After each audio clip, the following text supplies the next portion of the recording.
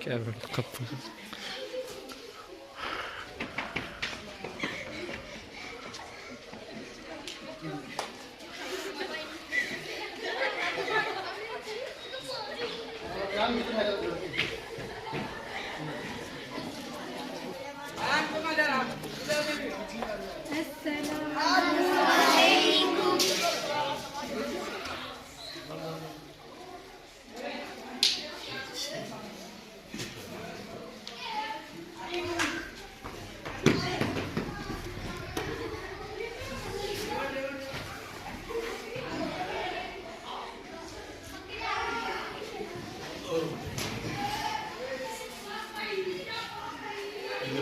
الحمد لله رب العالمين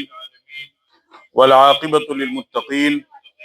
والصلاة والسلام على سيد الأنبياء والمرسلين محمد وآله وصحبه أجمعين ومن تبعهم بإحسان إلى يوم الدين۔ اسٹیج پر تشریف فرما معزز علماء کرام، دور دراز سے تشریف لائے ہوئے سامعین گرامی، پردہ نشین ماں اور بہنوں، پیارے بچوں، آپ حضرات ماشاءاللہ کافی دیر سے بچوں کے پروگرام کو سماعت کر رہے ہیں۔ بچوں نے پورے سال میں جو بھی محنت کی، جو بھی تیاری کی، اس کا صلہ اور اس کا پھل سالانہ امتحان کے نتائج کی شکل میں آپ کے سامنے پیش ہوا۔ بچوں نے اپنا پروگرام پیش کیا، آپ حضرات نے بچوں کے ان پروگرام کو سماعت کیا، اور میں آپ حضرات کو یہ بتاتا چلوں کہ بچوں نے چھوٹا یا بڑا، کم یا زیادہ، تھوڑا یا بہت، جو بھی پروگرام آپ کے سامنے پیش کیا ہے، یقین مانیے اس پروگرام کو پیش کرنا، چاہے وہ قرآن شریف کی آیات کی شکل میں ہو، یا پھر وہ نعت کی شکل میں ہو، یا پھر وہ نظم کی شکل میں ہو، یا پھر وہ تقریر کی شکل میں ہو، یا پھر وہ مکالمے کی شکل میں ہو، یا اس کے علاوہ کسی اور شکل میں ہو، بچوں نے جو بھی پروگرام آپ کے سامنے پیش کیا ہے، وہ پروگرام اتنے بڑے مجمع کے سامنے اسٹیج پر کھڑے ہو کر کے پیش کرنا کوئی معمولی اور آسان بات نہیں ہے، اور یہ کام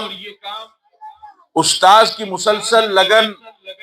مسلسل محنت اور مسلسل جد و جہد کے نتیجے میں ہی وجود میں آتا ہے۔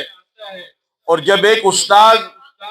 رات دن کی محنت ایک کر کے، خون پسینہ ایک کر کے، اور اپنی تمام تر ضروریات اور مصروفیات اور مشغولیات کو ترک کر کے وہ بچوں کے لیے اپنا سارا وقت لگا دیتا ہے اور بچوں کے پیچھے لگ جاتا ہے اور بچوں کو رات دن تیاری کرواتا ہے، تب جا کر کے ہمارے سامنے یہ خوشنما اور خوبصورت منظر پیش ہوتا ہے کہ بچے 2 منٹ، 4 منٹ، 5 منٹ، 10 منٹ کی تقریر یا نعت یا مکالمہ ہمارے سامنے پیش کرتے ہیں۔ اس میں ہمارا یہ فرض ہے کہ ہم بچوں کے ان پروگرام کو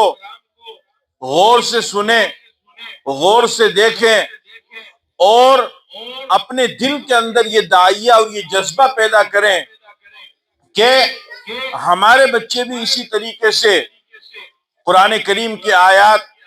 نبی پاک صلی اللہ علیہ وسلم کی نعت یا نظم یا تقریر یا دین اسلام کی دوسری چیزیں وہ پیش کرنے والے بنے۔ اور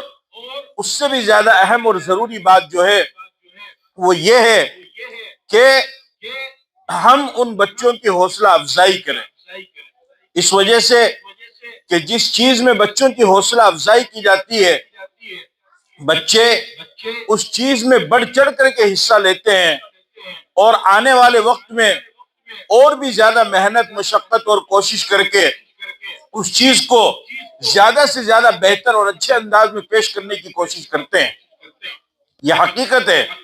کہ جس چیز میں بچوں کی حوصلہ افزائی کی جائے گی، چاہے وہ چیز صحیح ہو یا غلط ہو، اس سے بچوں کو کوئی فرق نہیں پڑتا ہے۔ بچے تو یہ دیکھتے ہیں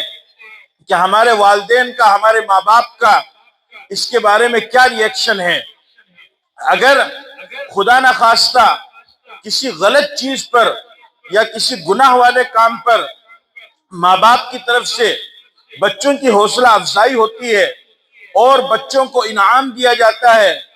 بچوں کو کے ساتھ داد و دہیش کا معاملہ کیا جاتا ہے، تو بچے پھر اسی چیز کو اور زیادہ اچھے انداز میں پیش کرنے کی کوشش کرتے ہیں، اس کو اچھا سمجھتے ہیں، حالانکہ وہ چیز حقیقت میں نفس الامر میں وہ غلط ہوتی ہے، گناہ کی چیز ہوتی ہے، شریعت کے خلاف ہوتی ہے، لیکن چونکہ بچے تو بچے ہوتے ہیں، ان کو معلوم نہیں، تو لہذا اس وجہ سے ایسے حالات کے اندر اور ایسے موقع کے اوپر ہمارا اور بھی زیادہ فرض بنتا ہے کہ ہم اچھی چیز پیش کرنے کے موقع پر یا پھر اس طریقے سے اسلامی چیزیں پیش کرنے کے موقع پر قرآنی آیات، نعت، احادیث، کلمے، نماز، روزہ، غسل کے، وضو کے فرائض وغیرہ جب بچے پیش کریں، اس موقع پر ہم زیادہ سے زیادہ بچوں کی حوصلہ افزائی کریں، ان کے ساتھ داد و دہیش کا معاملہ کریں اور ان کو انعام و اکرام سے نوازیں، تاکہ وہ بچے آگے چل کر کے پھر اس اسلامی تعلیمات کو مزید مضبوطی کے ساتھ احسن طریقے پر اس کو حاصل کرنے کی کوشش کریں۔ ہم جس موقع پر جمع ہوئے ہیں، یہ موقع ہے یوم جمہوریہ کا موقع۔ ہمارا وطن عزیز ہندوستان ایسا خوبصورت وطن ہے کہ اللہ تعالیٰ نے اس وطن کو بے شمار خوبیوں اور صفات سے نوازا ہے۔ علماء کرام فرماتے ہیں کہ حضرت آدم علیہ السلام جب دنیا کے اندر تشریف لائے تو اللہ تعالیٰ نے ان کو سب سے پہلے ہندوستان میں ہی اتارا۔ تفسیر ابن کثیر کے اندر علامہ ابن کثیر رحمۃ اللہ علیہ فرماتے ہیں نزل آدم بالہند وانزل معه الحجر الاسود۔ ابن کثیر رحمۃ اللہ علیہ فرماتے ہیں کہ اللہ تعالیٰ نے سب سے پہلے آدم علیہ السلام کو ہندوستان کے اندر اتارا اور ان کے ساتھ حجر اسود کو بھی اللہ تعالیٰ نے اتارا، اور جنت کی دیگر نعمتوں کو اللہ تعالیٰ نے ان کے ساتھ میں دنیا کے اندر اتارا۔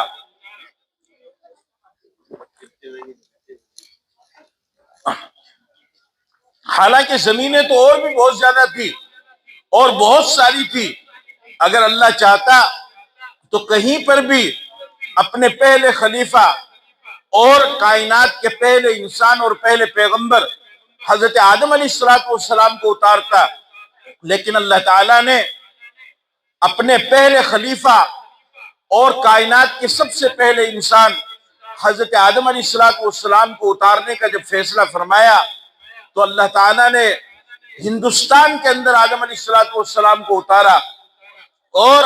آدم علیہ السلام پہلے انسان ہونے کے ساتھ ساتھ پہلے پیغمبر بھی ہیں، اللہ کے پہلے نبی بھی ہیں، اور نبیوں کے پاس اللہ رب العزت وحی بھیجتے ہیں۔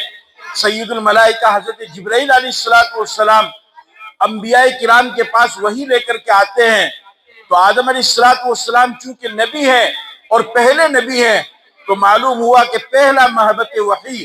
یعنی وحی کے اترنے کی سب سے پہلی جگہ جو بنی تو وہ ہندوستان بنی۔ اسی طریقے سے اللہ تعالیٰ نے حضرت حوا کو، حضرت آدم علیہ السلام کی اہلیہ کو جدہ کے اندر اتارا، حضرت آدم علیہ السلام کو ہندوستان میں اتارا۔ حضرت آدم علیہ السلام ان کی تلاش میں چلے اور عرفات میں دونوں میاں بیوی کی ملاقات ہوئی، اور پھر وہاں پر حضرت عائشہ رضی اللہ تعالی عنہا کی روایت ہے کہ کعبے کی جگہ ایک سرخ ٹیلا تھا۔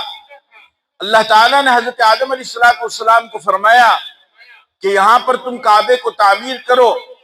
آدم علیہ السلام نے کعبے کو تعمیر فرمایا اور اس کا طواف کیا، اور پھر اس کے بعد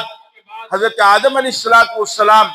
اپنی بیوی حضرت حوا کو لے کر کے واپس ہندوستان تشریف لائے، اور پھر مستقل طور پر ہندوستان ہی کے اندر رہے۔ اور علماء کرام یہ بھی فرماتے ہیں کہ حضرت آدم علیہ السلام کے دو بیٹے قابیل اور حابیل، کہ جس نے سب سے پہلے انسانیت کا قتل کیا تھا، اور انسانوں میں سب سے پہلا قتل قابیل نے کیا تھا، قرآن میں اللہ نے اس کا ذکر کیا ہے، وَاتْلُ عَلَيْهِمْ نَبَأَ ابْنَيْ آدَمَ بِالْحَقِّ إِذْ قَرَّبَا قُرْبَانًا فَتُقُبِّلَ مِنْ أَحَدِهِمَا وَلَمْ يُتَقَبَّلْ مِنَ الْآخَرِ قَالَ لَأَقْتُلَنَّكَ قَالَ إِنَّمَا يَتَقَبَّلُ اللَّهُ مِنَ الْمُتَّقِينَ۔ کہ آدم علیہ السلام کے دو بیٹے قابیل اور حابیل، حابیل نیک انسان تھا، قابیل کو اس سے حسد ہوا، اس کی قربانی کو جب قبول نہیں کیا گیا تو اس نے حسد اور جلن کی وجہ سے اپنے بھائی حابیل کا قتل کر دیا۔ تو اور اس کے بعد قابیل بھی مردود ہوا اور حابیل بھی اللہ کے دربار میں پہنچ گیا۔ تو اللہ تعالیٰ نے حضرت آدم علیہ السلام کو ایک دوسرا بیٹا عطا فرمایا جس کو شیش کہا جاتا ہے، حضرت شیش علیہ السلام، اور اللہ نے ان کو بھی نبی بنایا، اور وہ بھی ہندوستان کی سرزمین کے اوپر ہوئے۔ اور اللہ تعالیٰ نے آدم علیہ السلام کو زراعت کا کام سکھایا، کھیتی باڑی کا کام سکھایا، صنعت و حرفت کا کام سکھایا، اشیاء کا اور اسما کا نام سکھایا، وَعَلَّمَ آدَمَ الْأَسْمَاءَ كُلَّهَا۔ تو گویا کہ کھیتی باڑی کا سب سے پہلے کام، زراعت کا سب سے پہلے کام اللہ رب العزت نے حضرت آدم علیہ السلام کے ذریعے سے ہندوستان کی سرزمین پر کروایا۔ اور پھر اسی کے ساتھ ساتھ یہی وجہ ہے کہ ہندوستان کی سرزمین کو اللہ تعالیٰ نے ایسا زرخیز بنایا ہے اور ایسا سبززار بنایا ہے کہ بے شمار چیزیں، زعفران اور اسی طریقے سے پھل، میوہ جات، ایک سے ایک طرح طرح کی چیزیں اللہ تعالیٰ زمین سے پیدا فرماتے ہیں۔ ہندوستان کی سرزمین کو یہ خوبی اور یہ صفت اور یہ وصف اس وجہ سے حاصل ہوا چونکہ سب سے پہلے انسان آدم علیہ السلام ہندوستان کی سرزمین پر آئے اور انہوں نے یہاں پر کھیتی باڑی کا کام شروع کیا۔ علماء کرام یہ بھی فرماتے ہیں کہ حضرت آدم علیہ السلام نے ہندوستان سے مکہ جا کر کے 40 مرتبہ پیدل حج کیے، ہندوستان سے 40 مرتبہ پیدل چل کر کے گئے مکہ، اور وہاں پر حضرت آدم علیہ السلام نے حج کیا،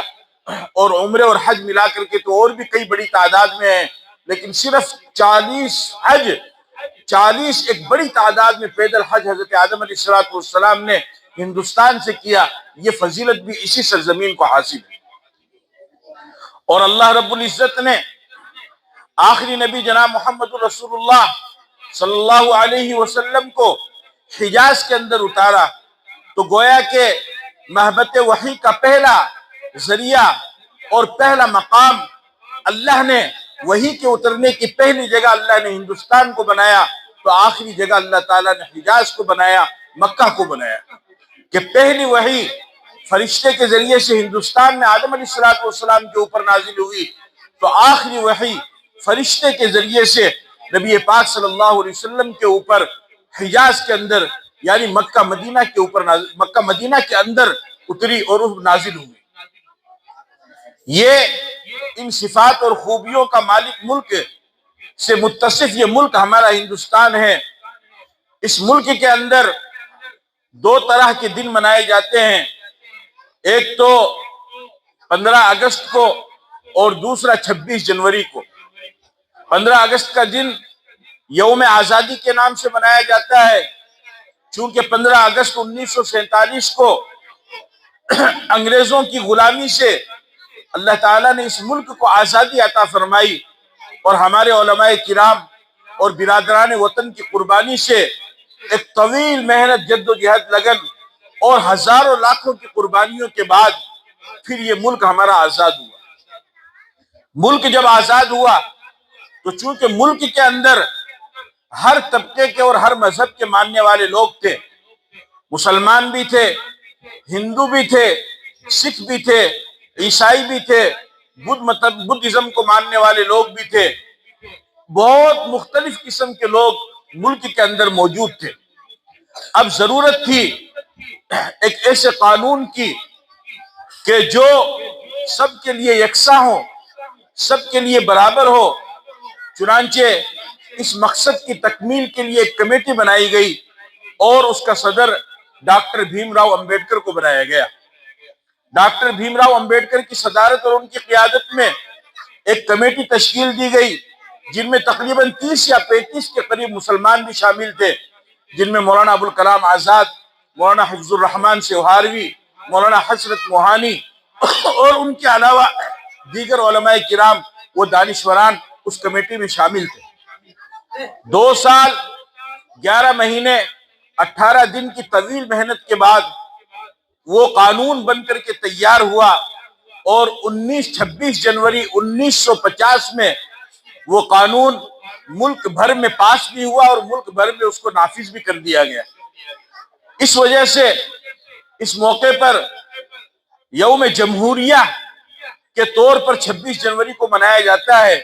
یعنی ڈاکٹر بھیم راؤ امبیڈکر نے جو قانون بنایا اور اس میں ہر مذہب کے ماننے والوں کو آزادی کے ساتھ اپنے مذہب پر عبادت کرنے کی اجازت دی گئی ہے، اپنے مذہب کے مطابق چلنے کی اجازت دی گئی ہے، اپنے مذہب پر عمل کرنے کی اجازت دی گئی ہے، اور اپنے مذہب کے مطابق عبادت کرنے کی اجازت دی گئی ہے۔ کسی پر کوئی زبردستی یا جبر و اکراہ کا معاملہ نہیں کیا گیا ہے، اور اتنا خوبصورت اور اتنا بہترین سنویدھان اور قانون بھیم راؤ امبیڈکر نے ہمیں بنا کر کے دیا کہ آج پوری دنیا کے اندر ہندوستان کا اس معنی کر اور اس نسبت سے ایک نام مشہور ہے، اور پوری دنیا کے اندر ہندوستان اس اعتبار سے مشہور ہے کہ بالکل برابری اور مساوی قانون اگر کہیں پر ہے تو وہ ملک ہندوستان کے اندر ہے، کہ اس قانون کے تحت سب کو اپنے اپنے مذہب پر چلنے کی آزادی ہے۔ اس وجہ سے اس دن کو یوم جمہوریہ کے طور پر منایا جاتا ہے،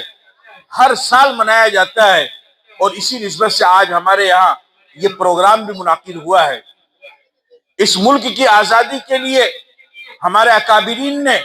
ہمارے علماء کرام نے بہت بڑی بڑی قربانیاں دی ہے، اور ان کی قربانیوں سے یہ ملک آزاد ہوا ہے۔ وہ قربانیاں دے کر کے چلے گئے ہیں۔ اب ہمارا یہ فرض بنتا ہے کہ ہم اس ملک کے لیے اپنی قربانیوں کو پیش کریں، اور اس ملک کے لیے جب بھی کوئی بھی تقاضا آئے تو ہم اس کے لیے تیار رہیں، اور بابا بھیم راؤ امبیڈکر صاحب نے جو سنویدھان اور جو قانون ہمیں دیا ہے، ہم اس قانون کے مطابق اپنے کام کو کرنے والے بنیں، اپنے تمام تقاضوں کو پورا کرنے والے بنیں، اپنے تمام مسائل کا حل اس قانون کے دائرے میں رہ کر کے کریں، اس سے کبھی بھی باہر نہ جائیں۔ خاص طور پر آج کے ماحول میں میں اپنے نوجوانوں سے یہ درخواست کروں گا کہ کبھی بھی کوئی معاملہ ہو یا کسی بھی طرح کا معاملہ ہو، ہندوستان کا سنویدھان اور قانون سب کے لیے برابر ہے۔ آپ جذبات میں ہرگز نہ آئیں، جذبات میں آ کر کے آپ کوئی غلط کام نہ کریں کہ جس کی وجہ سے آپ کے اوپر تکلیف آئے، آپ کے ماں باپ کے اوپر تکلیف آئے، آپ کے خاندان اور پریوار کے اوپر تکلیف آئے، آپ کی بستی والوں کے اوپر تکلیف آئے، آپ کے قوم و ملت کے اوپر تکلیف آئے۔ ایسا ہرگز نہ کریں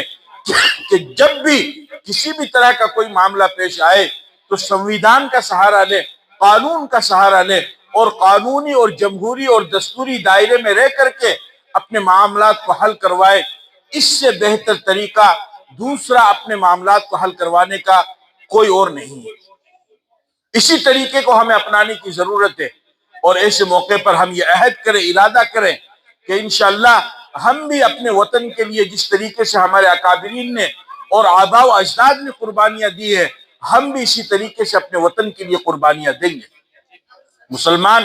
اپنے وطن سے سب سے زیادہ محبت کرتا ہے، اپنے وطن کے اوپر اپنا سب کچھ قربان کرنے کے لیے تیار ہے۔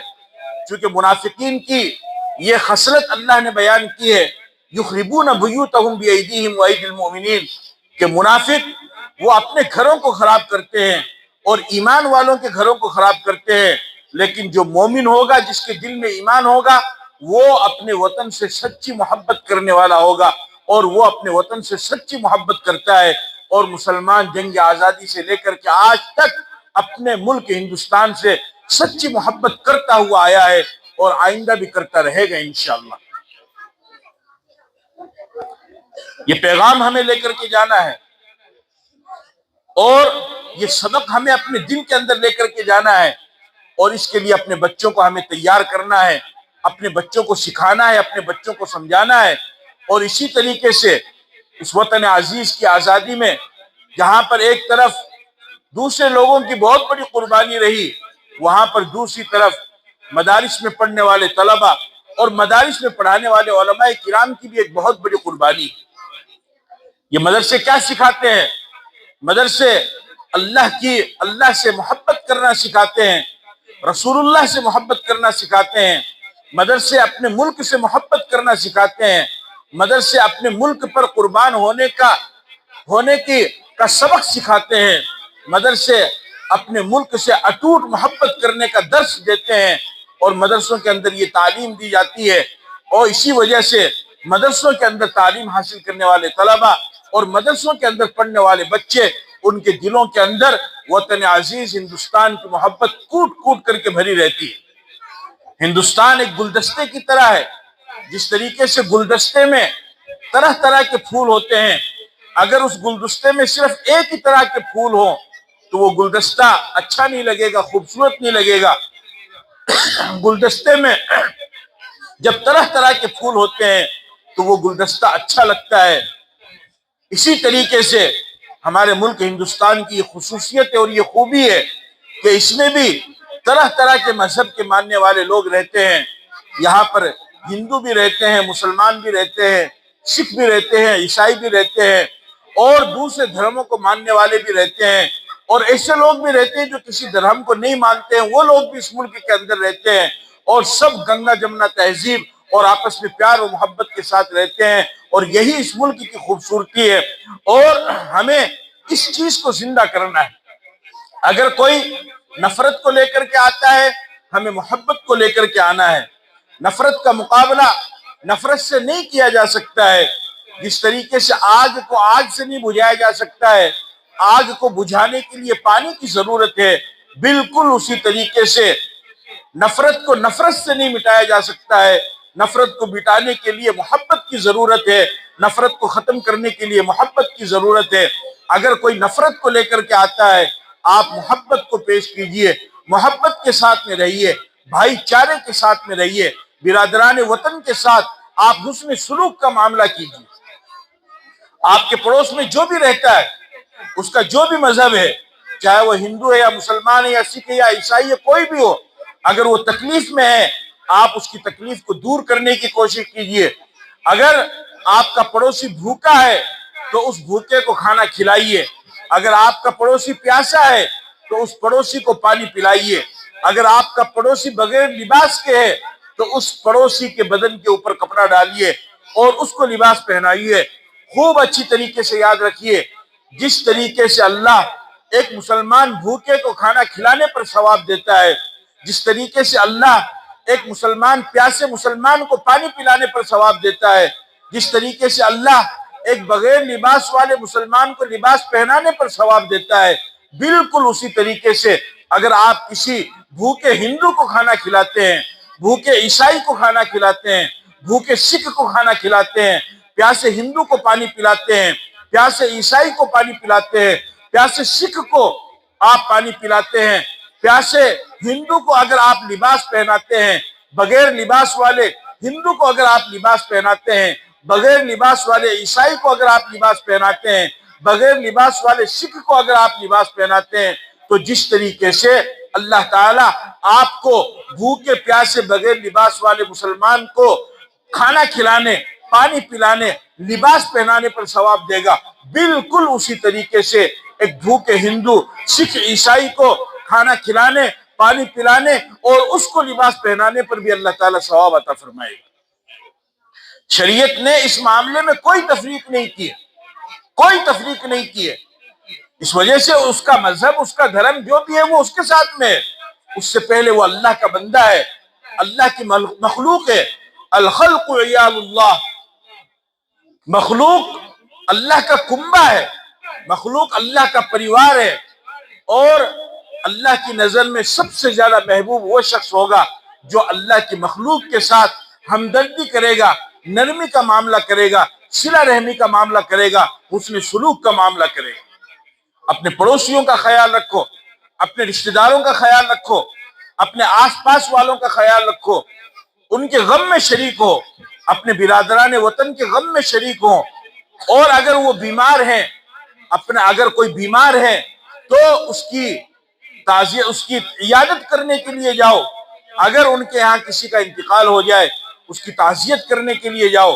اگر کوئی تمہارا پڑوسی، چاہے وہ ہندو ہو یا سکھ ہو یا عیسائی ہو یا مسلمان ہو یا کوئی بھی ہو، اگر اس کی بچی جوان ہو چکی ہے اور وہ شادی کے لائق ہے اور وہ غریب ہے، اس کا باپ،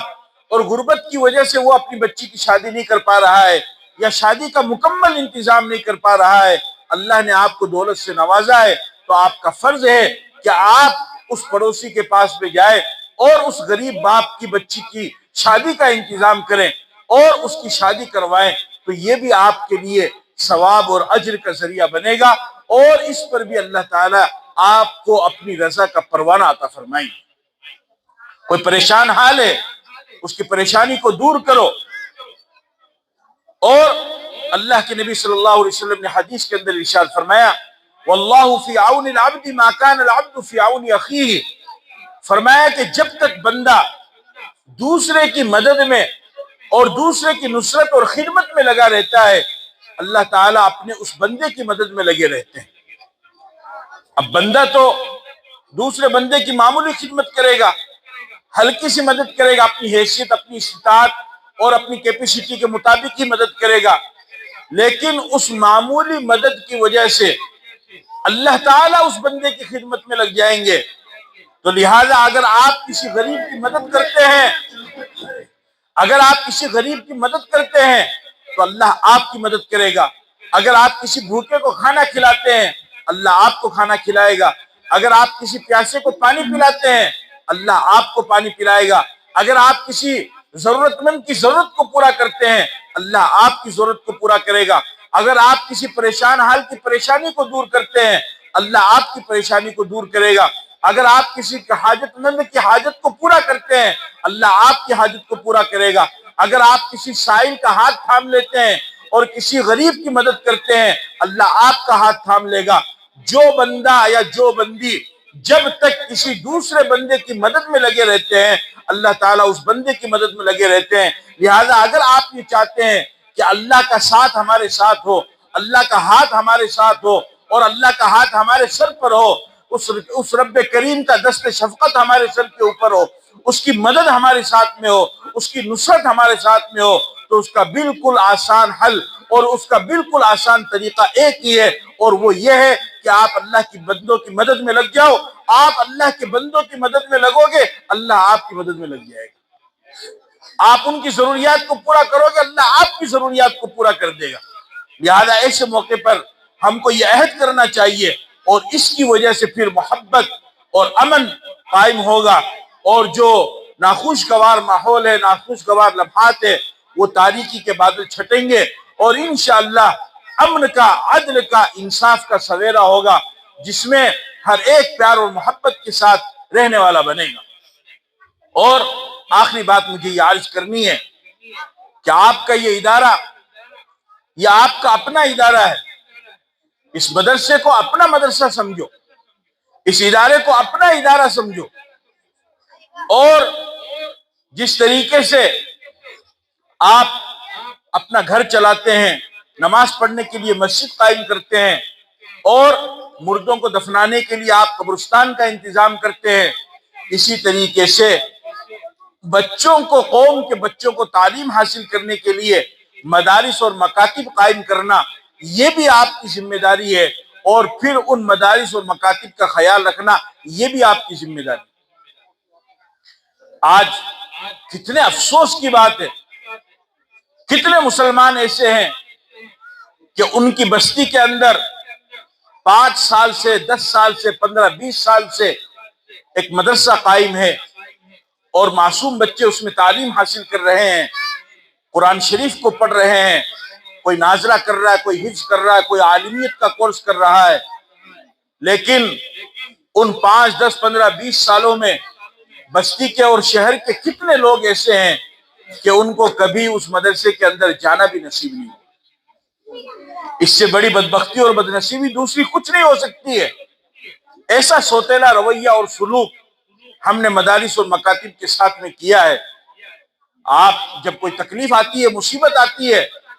تو کبھی ادھر چکر کاٹتے ہیں، کبھی ادھر چکر کاٹتے ہیں، کبھی یہاں جاتے ہیں، کبھی وہاں جاتے ہیں، کبھی اس کے پاس جاتے ہیں، کبھی اس کے پاس جاتے ہیں۔ میں کہتا ہوں کہ جب بھی گھر کے اندر کوئی تکلیف آئے، کوئی رکاوٹ آئے، کوئی کام اٹک جائے، مدرسے میں چل کر کے آنا، مکتب میں چل کر کے آنا، اور اپنے ساتھ میں کچھ میٹھی چیزیں لے کر کے آنا، اور بچوں کو اپنے ہاتھ سے تقسیم کرنا، اور بچوں کے سر پر ہاتھ رکھنا، اور پھر ان بچوں سے دعا کرنے کے لیے کہنا۔ وہ بچے قرآن پڑھنے والے بچے ہیں، وہ صبح جب اٹھتے ہیں تو قرآن پڑھتے ہیں، دوپہر میں جب کھانا کھاتے ہیں تو اس وقت قرآن کو بند کرتے ہیں، پھر جب دوپہر میں سوتے ہیں تب قرآن کو پڑھتے ہوئے سوتے ہیں،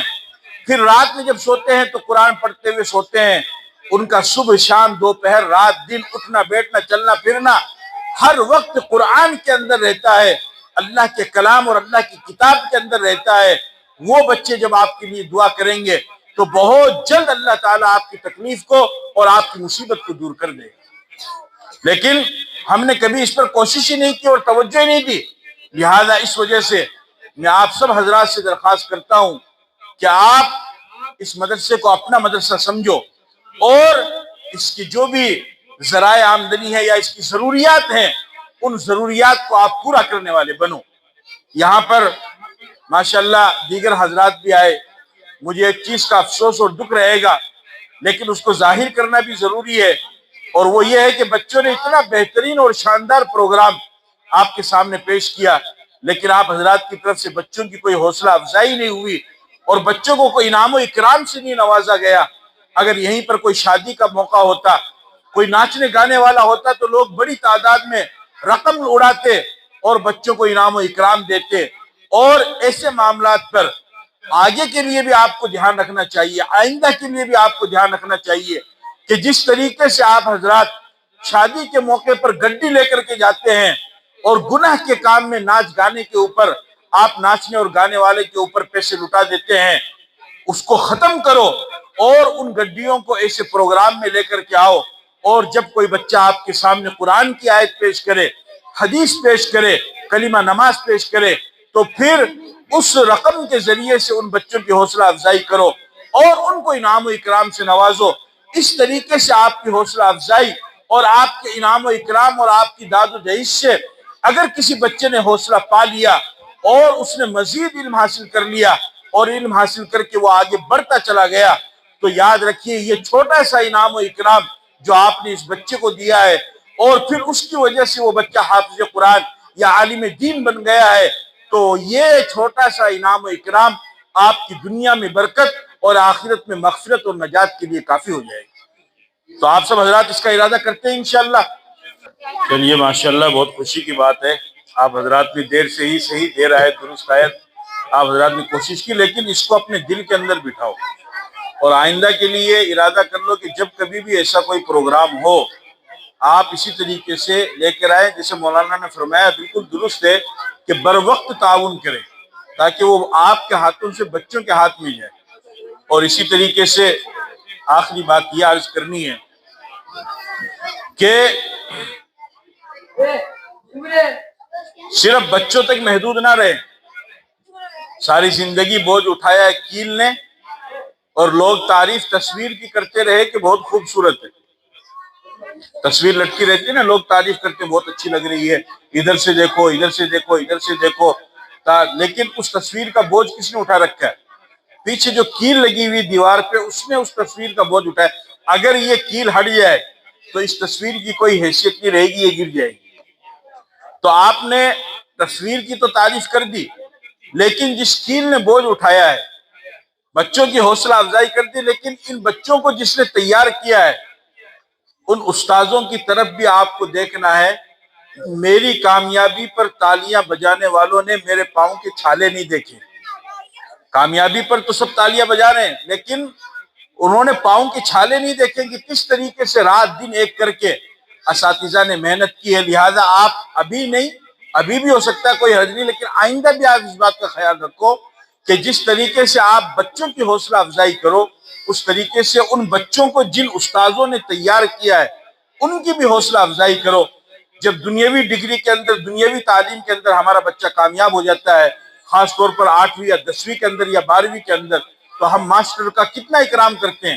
ان کو بلاتے ہیں، ان کو کھانا کھلاتے ہیں، پھر نہ جانے رقم انعام میں دیتے ہیں اور کون کون سے گفٹ دیتے ہیں اور ایوارڈ ان کو دیتے ہیں، بہت سارا خرچ اس کے اوپر کرتے ہیں۔ اسی طریقے سے ہمارے بچوں کو، ہماری قوم کے بچوں کو جنہوں نے حافظ قرآن بنایا، ناظرہ پڑھایا،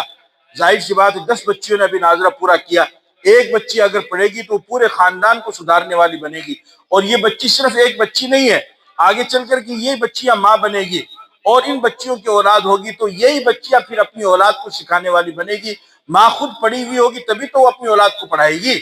اگر ماں ہی نہیں پڑھی ہوئی تو کیسے پڑھائے گی؟ تو یہ تو 10 بچیاں، پھر ان کی اولاد پڑھے گی، پھر ان کی اولاد پڑھے گی۔ اس طریقے سے آپ کے ماشاءاللہ اس ادارے سے بچیوں کا اور بچوں کا ایک فیض جاری ہو جائے گا، اور نہ جانے پورے ملک کے اندر یا پوری دنیا کے اندر کہاں کہاں یہ بچے اور یہ بچیاں پھیلے گی، اور وہاں پر یہ دینی تعلیم دیتی رہیں گی اپنے بچیوں کو اور اپنے بچوں کو، اور اس کا ثواب منڈریلا میں اس بنے ہوئے چھوٹے سے مدرسے کے اساتذہ کو اور آپ حضرات تعاون کرنے والوں کو اور حوصلہ افزا کرنے والوں کو ملتا رہے گا۔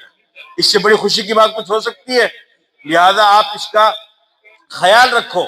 کہ جس طریقے سے آپ بچوں کی حوصلہ افزائی کریں، اس طریقے سے ان بچوں کو تیار کرنے والوں کی بھی حوصلہ افزائی کریں، ان کو بھی انعام و اکرام سے نوازے، تاکہ آج جو رزلٹ انہوں نے ہمارے سامنے پیش کیا ہے، آنے والے وقت میں وہ اس سے بھی زیادہ محنت کر کے بچوں کو اور بچیوں کو تیار کریں گے۔ اور میں نے یہاں پر بچوں کا امتحان بھی دیا، ماشاءاللہ کافی مجھے خوشی بھی ہوئی، مسرت بھی ہوئی کہ بچے بہت محنت کر کے پڑھ رہے ہیں، اساتذہ ان کو پڑھا رہے ہیں، قرآن شریف حفظ کر رہے ہیں، کچھ بچے ناظرہ کر رہے ہیں، اسی طریقے سے اردو پڑھ رہے ہیں، کلمہ نماز ہے، نقل ہے، املا ہے، بہت ساری چیزیں، طویل سلسلہ ہے جو چل رہا ہے۔ بس آپ حضرات سے میں یہی درخواست کروں گا کہ یہ جو ذمہ دار حضرات ہیں، یا جو مولانا صاحب ہیں اور دوسرے قاری صاحب ہیں، آپ ان کا تعاون کرتے رہیں، ان کا ساتھ دیتے رہیں۔ آپ کا جتنا ساتھ ملے گا اتنی زیادہ محنت کے ساتھ میں یہ اس کام کو کریں گے تو انشاءاللہ ایک وقت آئے گا کہ جس طریقے سے آج ہمارے اس ادارے سے بچوں نے ناظرہ قرآن پورا کیا ہے، تو حفظ قرآن پورے کرنے والے بھی ملیں گے انشاءاللہ، اور بہت جلد وہ وقت ہمارے سامنے آئے گا۔ بس آپ حضرات سے دعاؤں کی اور درخواست ہے، اور ساتھ دینے کی درخواست ہے، اور آج کے اس گئے گزرے دور کے اندر جہاں کہیں بھی جیسا کیسا بھی دین کا کام ہو رہا ہونے دو، اس کے اندر روڑے مت اٹکاؤ۔ اگر آپ کو اپنی آخرت صحیح کرنی ہے، اپنی قبر کو ٹھنڈی کرنی ہے، تو خدا را دین کا کام جہاں بھی ہو رہا ہے اس کو ہونے دو۔ علماء کی مخالفت مت کرو، امام کی مخالفت مت کرو، حافظ قرآن کی مخالفت مت کرو، اور ان کو روکنے کے لیے یا ان کو نکالنے کے لیے کوشش مت کرو۔ اگر اللہ نے آپ کو طاقت دی ہے، قوت دی ہے، تو جو ہمارے نوجوانوں کی ایک بہت بڑی تعداد ہے جو شراب پی رہی ہے اور جو جوا کھیل رہی ہے، جو نشہ کر رہی ہے، جو غلط کام کے اندر لگی ہوئی ہے، اگر آپ کے پاس طاقت ہے تو آپ ان نوجوانوں کو روکو، ان برائی کرنے والوں کو روکو، ان گناہ کرنے والوں کو روکو۔ افسوس یہ کہ مسلمان ان گناہ کرنے والے نوجوانوں کو، غلط رستے پر چلنے والے نوجوانوں کو تو نہیں روکتا ہے، اس کے اوپر اپنی طاقت اور صلاحیت نہیں لگاتا ہے، اور جو دین کے کام کے اندر لگے ہوئے ہیں ان کے راستے میں روڑا اٹکاتا ہے، ان کو روکتا ہے، ان کو تکلیف دیتا ہے، ان کو پریشان کرتا ہے، تو یہ آپ اپنی آخرت کو برباد کر رہے ہیں، اس کے سوا کچھ بھی نہیں کر رہے ہیں۔ لہذا جہاں کہیں بھی جیسا کیسا بھی اس پرفتن دور کے اندر دین کا کام ہو رہا ہو، مدرسے کی لائن سے، مکتب کی لائن سے، مسجد کی لائن سے، دعوت و تبلیغ کی لائن سے، خانقاہ کی لائن سے، اصلاح نفس کی لائن سے، یا اس کے علاوہ دوسرے دین کے ہزاروں شعبے ہیں، کسی بھی شعبے میں کسی بھی لائن سے کوئی بھی دین کا کام ہو رہا ہے، آپ اس میں تعاون کرو، ان کا ساتھ دو، اس میں آپ فریق نہ بنو، رفیق بنو، آپ اس میں تعاون کرنے والے بنو، تناؤ پیدا کرنے والے نہ بنو۔ اگر آپ کو اطمینان نہیں ہے تو آپ خاموش رہو۔ اگر دین کی نسبت پر، کلمے کی نسبت پر، قرآن کی نسبت پر آپ نے ان کا تعاون کیا، ان کا ساتھ دیا، اور خدا نہ خواستہ تھوڑی دیر کے لیے وہ سامنے والا بندہ غلط نکلا، فروڈی نکلا، وہ صحیح کام نہیں کر رہا ہے، آپ نے تو اپنا فرض پورا کر دیا ہے۔ اب وہ صحیح کرتا ہے یا غلط کرتا ہے وہ اس کا اور خدا کا معاملہ ہے، وہ جانے، خدا جانے۔ ہم نے دین کی نسبت پر اس کام کا تعاون کرنا ہے اور اس کا ساتھ دینا ہے۔ آپ اس کا ارادہ کرتے ہیں؟ اللہ تعالیٰ عمل کی توفیق عطا فرمائے۔